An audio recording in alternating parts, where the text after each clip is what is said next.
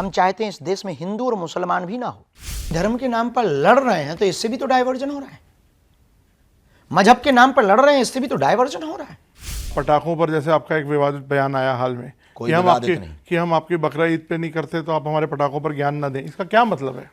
आप हमारे हिंदू त्योहारों पर ही पटाखे फोड़ने पर ज्ञान क्यों देते? तो हमने ये निवेदन किया कि यदि आप ज्ञान दें तो हर बार दें, सबको रोकें। केवल हिंदुओं को टारगेट करेंगे तो उससे हमको भाई जलन होगी। हिंदू खतरे में ही है क्योंकि लगभग 8 राज्यों में हिंदू घट चुका।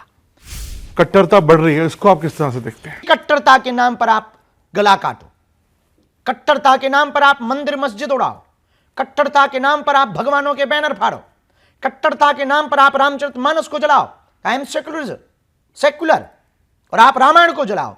कट्टरता के नाम पर आप गाय को काटो और कट्टरता के नाम पर आप राम के होने की सबूत मांगो, तो ये मूर्खता है।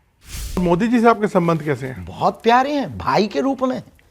उन्होंने छोटा भाई शायद आपको बोला, मैं पढ़ रहा था। बिल्कुल बोला, बाएं पकड़ करके बोला। और दावी के ऐसा प्रधानमंत्री देश को मिलना बहुत मुश्किल है। बंगाल में आपने बोला कि जब तक दीदी रहेंगी मैं नहीं जाऊंगा, इस पे बताइए। तो हमने ये कहा है कि दीदी जी अगर आप नहीं देंगी तो फिर जब दादा आएगा तब आएंगे। लोगों ने हमारी चमक देखी है, लोगों ने हमारा चलना देखा है, संघर्ष नहीं देखा। कितनी रातें हम सोते नहीं हैं ये दिखाई नहीं पड़ता, कितने दिनों तक भोजन नहीं कर पाए ये किसी ने नहीं देखा। इस देश में नेता पैसा लेकर के, इस देश का क्रिकेटर भारत का पैसा लेकर, इस देश का बॉलीवुड का एक्टर पैसा लेकर विदेश में घर बनाता है। हम कथा करके जो मिलता है वो अस्पताल बनाते हैं, उनसे तो बेहतर है। तो आप कर रहे हैं शादी? फिर हम तो नहीं कर रहे, परिवार वाले करवा रहे हैं। कब? पता नहीं है कब करवाएंगे, पर करवाएंगे वो। महाराज जी, पहले तो हमसे बात करने के लिए बहुत बहुत धन्यवाद। ANI से बात करने का आपने समय निकाला। आपकी यात्रा शुरू होने वाली है, उस पर मैंने देखा आप काफ़ी मीटिंग्स कर रहे हैं, मसरूफ़ हैं। क्या है ये यात्रा और क्यों निकाल रहे हैं यात्रा आप? बहुत बहुत धन्यवाद ANI का, और ANI के सभी दर्शकों का भी धन्यवाद। इस देश में वैचारिक क्रांति को फैलाने के लिए, हिंदुओं को एकजुट करने के लिए और हिंदुओं के बल को बढ़ाने के लिए, एकता के लिए हम चाहते इस देश में दंगे ना हो। हम चाहते इस देश में जातिवाद के नाम पर जहर ना उगला जाए। हम चाहते इस देश में अंगड़े और पिछड़े के नाम पर लड़ाई न की जाए। हम चाहते हैं इस देश में हिंदू और मुसलमान भी ना हो। हम चाहते हैं इस देश में हिंदू हिंदुत्व और हिंदुस्तान की जय जयकार हो। हम मुसलमानों के भी विरोधी नहीं, ईसाइयों की भी विरोधी नहीं, लेकिन जो हिंदू घट रहा है, हिंदू जो डर रहा है, हिंदुओं पर जो अत्याचार हो रहे हैं या जो हुए हैं, उसको हम भर तो नहीं सकते, पर आने वाली नस्ल को सुधारने के लिए, आने वाली पीढ़ी को बल देने के लिए इस देश में हवाई जहाज चार्टर्ड या फिर ट्रेन से चल करके देश हिंदू राष्ट्र नहीं बनेगा। डिफेंडर या फॉर्चूनर से चलने से भारत हिंदू राष्ट्र नहीं बनेगा, ना हिंदू जगेगा। गांव गांव गली गली नुक्कड़ नुक्कड़ जाना पड़ेगा, तब हिंदू बचेगा, तभी हिंदू जगेगा, तभी एकता होगी। इसलिए ये पदयात्रा 7 नवंबर से 16 नवंबर तक दिल्ली से वृंदावन तक की 10 दिनों की पैदल चलकर गांव गांव गली गली हिंदुओं को गले लगाने के लिए हम कर रहे हैं। लेकिन महाराज जी, तो ऐसा लगता नहीं कि ऐसी यात्राओं से पोलराइजेशन और बढ़ता है? नहीं, घटता है, बढ़ता। गांव गांव में जातियों के नाम पर लड़ाइयां हो रही, खपाड़ फोड़े जा रहे हैं, जातियों के नाम पर बेईमानता फैलाई जा रही है, जातियों के नाम पर अंगड़े और पिछड़े लड़ रहे हैं। तो हम सब इस देश की संतान हैं, तो हम सब भारतीय हैं, तो सब हम सनातनी। जब हम सनातनी हैं तो हम आपस में ही क्यों लड़ें? क्यों ना हम उसके लिए लड़ें जिससे देश का विकास हो, क्यों ना हम उसके लिए लड़ें जिससे देश का भला हो, क्यों ना हम उसके लिए लड़ें जिससे मानवता का भला हो। उसके लिए एकमात्र उपाय है, तलवारों की क्रांति नहीं, विचारों की क्रांति चाहिए। एकमात्र उपाय है, हम सबको जातियां भले ही हों पर जातिवाद ना हो। तो महाराज जी, आप कैसे जोड़ सकते हैं? और भी कितने सारे शंकराचार्य हैं और कितने सारे और धर्मगुरु हैं, आपको क्यों लगता है कि आप ही सब हिंदुओं को जोड़ सकते हैं? नहीं, उन संतों की ही कृपा से हम ये कर पा रहे हैं। वो संत हमें आशीर्वाद दे रहे हैं, हमारे देश के शंकराचार्य हमें आशीर्वाद दे रहे हैं, हमारे महापुरुष हमको आगे कर रहे हैं, हमारे महापुरुष हमारे साथ चल रहे हैं और हमारे आगे चल रहे हैं, हम उनके पद चिन्हों पर चल रहे हैं। 14वीं शताब्दी में जगतगुरु रामानंदाचार्य भगवान ने कहा, हरि को भजेशु हरि को होई, जाति पात पूछे नहीं कोई। आज जगतगुरु शंकराचार्य ने कहा, सब एक हैं, एकत्व का स्वरूप, एकता का स्वरूप उन्होंने ये प्रतिपाद किया है। उन्हीं पद चिन्हों पर हम चल रहे हैं। उन सब संतों का आशीर्वाद मिल रहा है, हमें ब्रज के सभी महापुरुषों का आशीर्वाद है, सभी अयोध्या के महापुरुषों का आशीर्वाद, इस देश के प्रतिष्ठित जितने संत हैं उनकी हम पर कृपा है। आज कुछ तस्वीरें देखी, प्रेमानंद जी से आप मिल के आए? हाँ, तो क्या हुआ, जरा बताएं लोगों को। उनका परिकर हमको काशी में मिलने आया और वार्तालाप हुई। बहुत बाबा की भी व्यस्तता रहती है, हमारी भी उनकी बहुत तबीयत को लेके लोग बड़ा अभी अनुकूल है, बहुत अफवाहें फैला रहे थे, लेकिन महापुरुष हैं, उनकी तो लीलाएं हैं।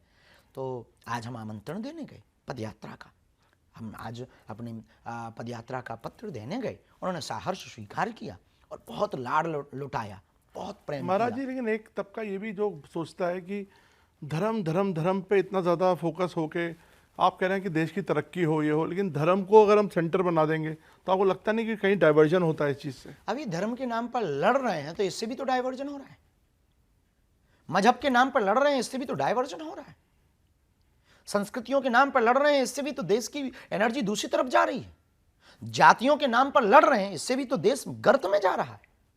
तो क्यों ना एक सॉल्यूशन निकाल दिया जाए, एक उपाय कर दिया जाए कि अब आप अपनी ऊर्जा को जाति, धर्म, मजहब, क्षेत्रवाद, भाषावाद की लड़ाई से ऊपर उठ करके राष्ट्रवाद के लिए जिए। यही हमारी पदयात्रा का मोटिव है। महाराज जी, आपने अभी बोला मैं मुसलमानों के भी खिलाफ नहीं हूँ, बिल्कुल नहीं है ना, लेकिन आप मैं देखता हूँ कई बार बयान देते हैं कि आप पटाखों पर, जैसे आपका एक विवादित बयान आया हाल में कोई कि हम आपकी बकरा ईद पे नहीं करते तो आप हमारे पटाखों पर ज्ञान न दें, इसका क्या मतलब है? किसी भाई साहब ने बयान दिया कि पटाखों से प्रदूषण होता, हम मानते हैं बिल्कुल होता है, लेकिन 25 तारीख को क्रिसमस डे को भी पटाखे फोड़े जाते, 1 जनवरी को भी पटाखे फोड़े जाते, नई साल पर भी। गाजा अभी लड़ रहा है, बम से भी प्रदूषण हो रहा है। रूस यूक्रेन लड़ा, उससे भी प्रदूषण हुआ। कोई नेता जीतता है, पटाखे फोड़ते हैं, उससे भी तो प्रदूषण होता है। देश में क्रिकेट जीतते हैं, पटाखे फोड़ते हैं, उससे भी तो प्रदूषण। लेकिन आप हमारे हिंदू त्योहारों पर ही पटाखे फोड़ने पर ज्ञान क्यों देते? तो हमने ये निवेदन किया कि यदि आप ज्ञान दें तो हर बार दें, सबको रोकें। केवल हिंदुओं को टारगेट करेंगे तो उससे हमको भाई जलन होगी, खुन्नस होगी कि आप हमको टारगेट कर रहे हैं, हमारे हिंदुओं के त्योहारों को आप डिमोशन करना चाहते हैं, उसको डिमोटिवेट करना चाहते हैं हिंदुओं के उत्साह को। नहीं, कोई बोलता है आई लव मोहम्मद, तो उससे क्या दिक्कत है? या आई लव महादेव, तो क्या दिक्कत क्या है? बिल्कुल भी दिक्कत नहीं, हमने तो सपोर्ट किया, आई लव मोहम्मद होना चाहिए, पर आई लव महादेव भी हो तो आपको दिक्कत ना हो। और दूसरी बात, सर तन से जुदा कर देंगे ये बयान भी ना हो। ये देश के कानून के खिलाफ है, ये देश के संविधान के खिलाफ। आप हमारे सभी अब तक के दिए हुए वक्तव्य को देखिए, हमने सिर्फ एक ही बात कही है, हम तलवारों की लड़ाई पर भरोसा नहीं करते, विचारों की लड़ाई पर भरोसा करते। लेकिन आप महाराज जी, आप अच्छा काम ही कर रहे हैं कि सबको संगठित कर रहे हैं। आपने बोला कि आप मुसलमानों के साथ हैं, जो हिंदू रेडिकलाइजेशन जो बढ़ रहा है उसको आप किस तरह से देखते हैं? इसको हिंदी में बताओ आप। हिंदू का जो जिसे बोलते हैं कट्टरता बढ़ रही है, इसको आप किस तरह से देखते हैं? देखिए, कट्टरता में यदि किसी की हिंसा नहीं है तो वो कट्टरता ठीक है। कट्टरता का मतलब हिंसा नहीं है, कट्टरता का मतलब है खुद को प्रोटेक्ट करना, खुद को प्रोटेस्ट करना, खुद को सुरक्षित करना। किसी के खिलाफ बोलना मूर्खता है, अपने पक्ष में बात रखना कट्टरता है।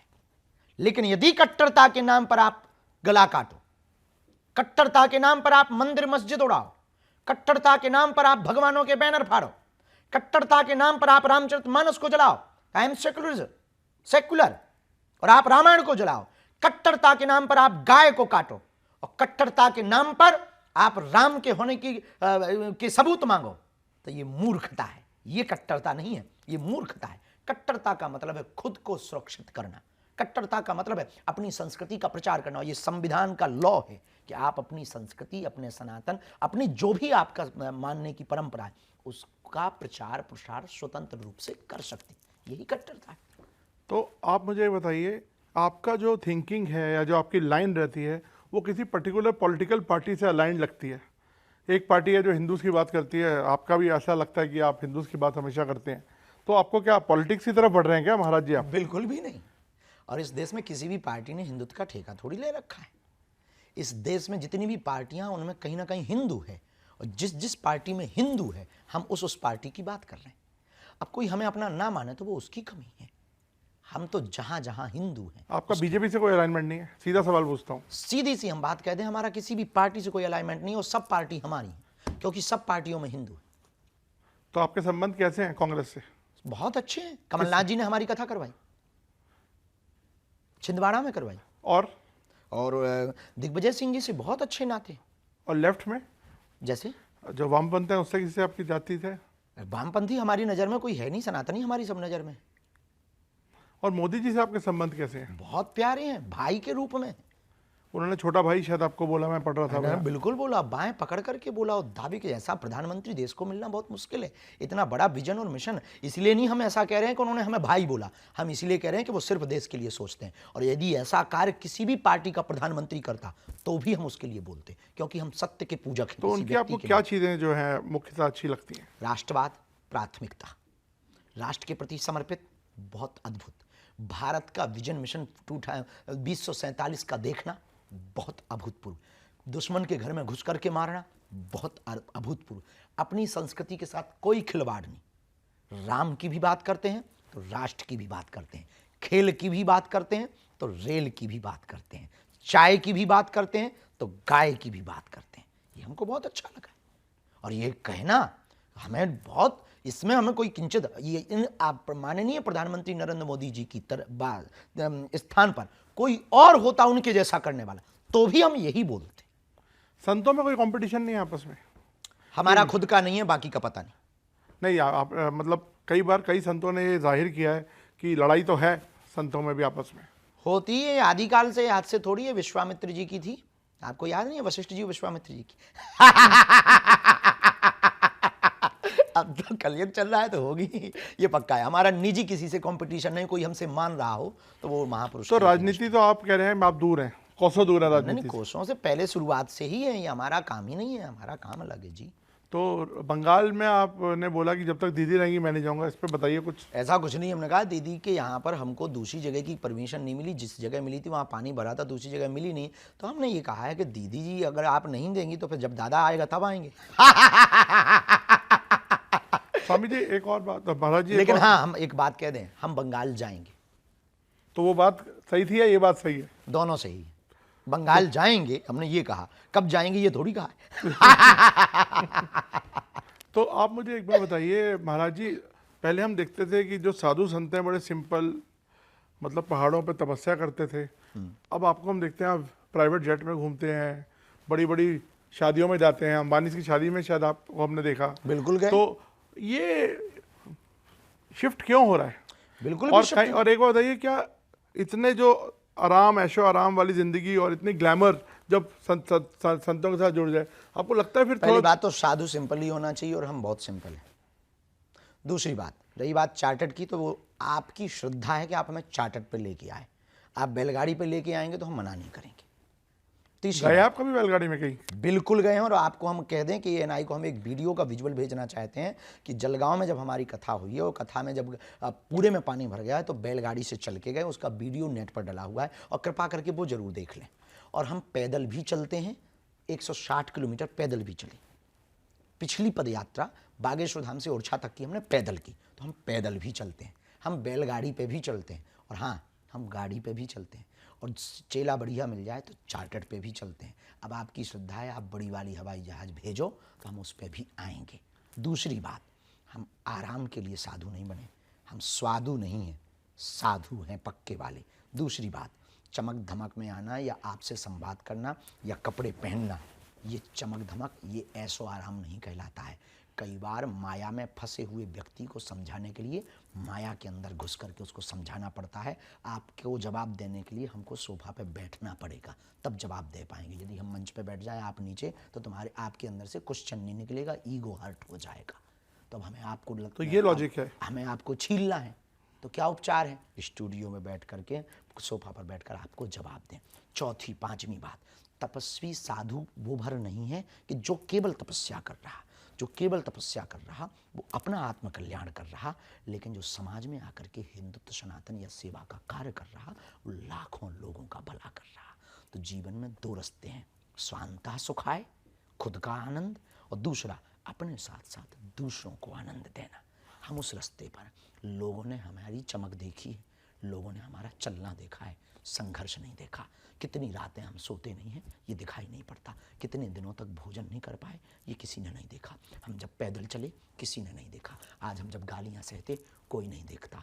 आज हम जब तनाव सहते, झंझट सहते, कोई नहीं देखता। झूठे आरोप, एलिगेशन हम जब सहते, कोई देखने नहीं आता, ना कोई साथ देने आता, उल्टा कमेंट करता और पोस्ट करता और गाली बकता। कि बाबा तो सब ऐसे ही होते हैं, फिर भी अपनी मुस्कुराहट नहीं छोड़ी, फिर भी अपना कॉन्फिडेंस नहीं छोड़ा, फिर भी अपना काम नहीं छोड़ा, फिर भी हिंदुत्व नहीं छोड़ा, फिर भी सनातन का कार्य नहीं छोड़ा, फिर भी दीनहीन बेटियों का विवाह नहीं छोड़ा, फिर भी हाँ, इस देश में नेता पैसा लेकर के, इस देश का क्रिकेटर भारत का पैसा लेकर, इस देश का बॉलीवुड का एक्टर पैसा लेकर विदेश में घर बनाता है, हम कथा करके जो मिलता है वो अस्पताल बनाते हैं, उनसे तो बेहतर है।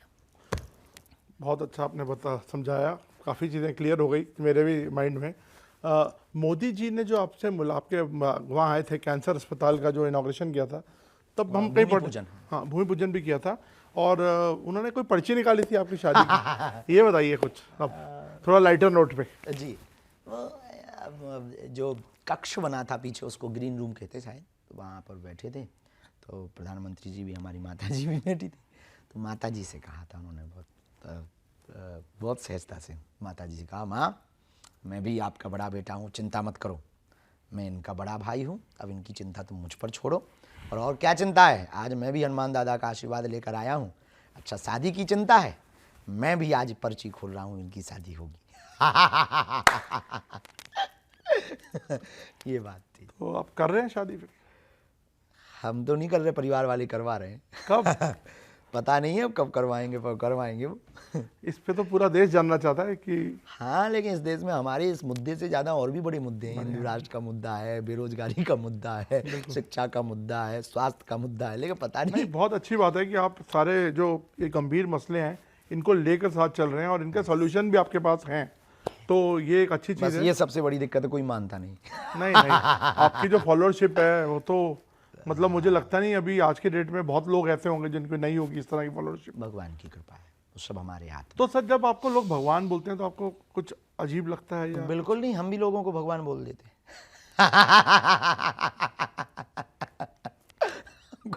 क्योंकि हम भगवान है नहीं, इसलिए अजीब नहीं लगता हमको। तो मैं आखिरी की तरफ आ रहा हूँ क्योंकि समय आपके पास कम है।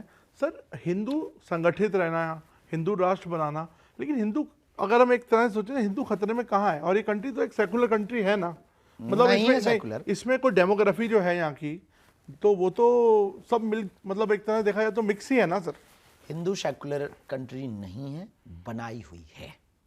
नंबर 2, हिंदू खतरे में ही है क्योंकि लगभग 8 राज्यों में हिंदू घट चुका।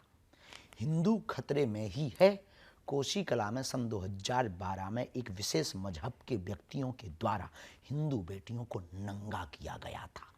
नंगा। हिंदू खतरे में ही है, नूह और मेवात में हिंदुओं को जलाया गया। हिंदू खतरे में ही है, बिट्टू बजरंगी जिसने यात्रा प्रारंभ की थी उसके भाई को जलाया गया। हिंदू खतरे में ही है, रामचरितमानस को सड़क पर जलाया गया। हिंदू खतरे में ही है, जम्मू कश्मीर से पलायन होकर के हिंदू भागे। हिंदू खतरे में ही है कि हिंदू पंजाब, हिंदू पश्चिम बंगाल, हिंदू केरल, हिंदू असम, हिंदू त्रिपुरा, हिंदू मेघालय में हिंदू होने पर गर्व नहीं कर पा रहा। हिंदू खतरे में ही है, संख्या हिंदू की घट रही है, वो 6 से 22% पहुंचने की कगार पर है और हम 90 से 80 के नीचे आ गए। मेरा आखिरी सवाल महाराज जी, ये क्रिकेट हमने आईपीएल सुना था, हमने इंटरनेशनल क्रिकेट भी सुना, ये सनातन लीग क्या है? और आप बैटिंग करते दिखेंगे उसमें, ऐसा सुनने में आया। हमारे ज्येष्ठ भ्राता श्री धर्मरत्न पूज्य श्री शांति दूत देवकीनंदन ठाकुर जी के मन में एक विचार आया कि उन्होंने जो हमको दूरभाष पे बताया कि हम एक ऐसा कार्य करना चाह रहे हैं जो थोड़ा अलग हो, और भीड़, बाढ़ और जो बहुत अभी त्रासदी हुई उससे प्रभावित लोग हैं, उनके लिए हम कुछ करना चाह रहे हैं। हमने कहा आप आज्ञा करो, तो उन्होंने कहा कि एक क्रिकेट का आयोजन करेंगे और आप एक दिन के लिए आ जाना, कुछ घंटों के लिए आप आ जाना। हमने कहा सहज बस, बहुत अच्छी बात है, यदि कोई बाढ़ प्रभावित लोगों के लिए कोई उनके घर में भी दीपक जल सकें दिया के दिवाली का, और हमारे जाने से और ये कार्य करने से किसी का भला होता हो, तो खेल खेल में एक बहुत बड़ा रोल हो जाएगा। और वैसे भी क्रिकेट हमको पसंद है। तो सनातन क्रिकेट का क्या रहेगा फॉर्मेट, आपको कुछ आइडिया? सनातन क्रिकेट का शायद धोती कुर्ता का फॉर्मेट रहेगा, अपनी विचारधाराओं को पहुंचाने के अलग अलग माध्यम और ये होते हैं। कब हो रहा है इसके लिए 18 तारीख को है। 18 तो आप यहाँ खेल रहे हैं इसमें? हम जा रहे हैं, हम खेल रहे हैं। वैसे भी हम क्रिकेट खेलते हैं। हमारा पसंद। महाराज जी बहुत बहुत शुक्रिया, आपने हमसे बात की, धन्यवाद। और आपकी यात्रा अच्छे से निकले। और आप भी आइए, एनआई परिवार का सादर आमंत्रण है 7 नवंबर से 16 नवंबर तक। जी धन्यवाद। बहुत बहुत धन्यवाद।